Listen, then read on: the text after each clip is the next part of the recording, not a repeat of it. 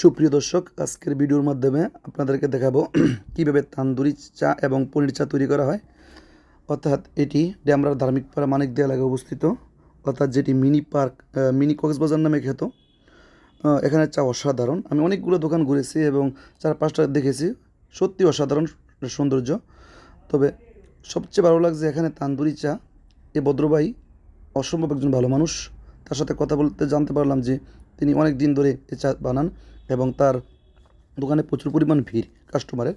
তো আমি দীর্ঘক্ষণ অপেক্ষা করার পর আমি ওনার সিরিয়াল পেলাম চা খাওয়ার। তো ওনার কাছ থেকে আমি পনির চা খেলাম, সত্যি অসাধারণ চা, চায়ের ফ্লেভার। ওনার যে কার্যপ্রণালী, তৈরি করার প্রক্রিয়া, এটিও অসম্ভব সুন্দর। তো আজকের এই ভিডিওর মাধ্যমে আপনাদেরকে দেখানোর চেষ্টা করতেছি। আপনারা ভিডিওটি মনোযোগ দিয়ে দেখুন কীভাবে তান্দুরি চা তৈরি করা হয়। তো আপনাদের যাদের এই তান্দুরি চা খাইতে ইচ্ছে করে, তো ইচ্ছে করলে আপনারা চলে আসতে পারেন ডেমরার ধার্মিক পাড়া, অর্থাৎ মানিকদিয়া এলাকায়।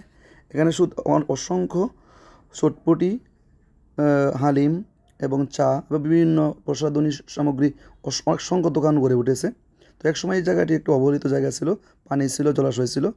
তো এখান থেকে, অর্থাৎ ধার্মিক পাড়া থেকে, অর্থাৎ কোনাপাড়া থেকে মানিকদিয়া পর্যন্ত রাস্তাটি করার ফলে এখানে অর্থাৎ ভালো পর্যটন কিন্তু গড়ে উঠেছে। তো আমি এখানে আর এই বিকেল সময় কখনো আসিনি, তো এই প্রথম এসেছি। তো আসার পর পরিবেশ দেখে আমার অত্যন্ত ভালো লেগেছে। ইচ্ছে করলে আপনি আপনার পরিজন নিয়ে আসতে পারেন, ঘুরে দেখতে যেতে পারেন। জায়গাটি অসম্ভব সুন্দর এবং আপনার ভালো লাগবে। ধন্যবাদ সবাইকে।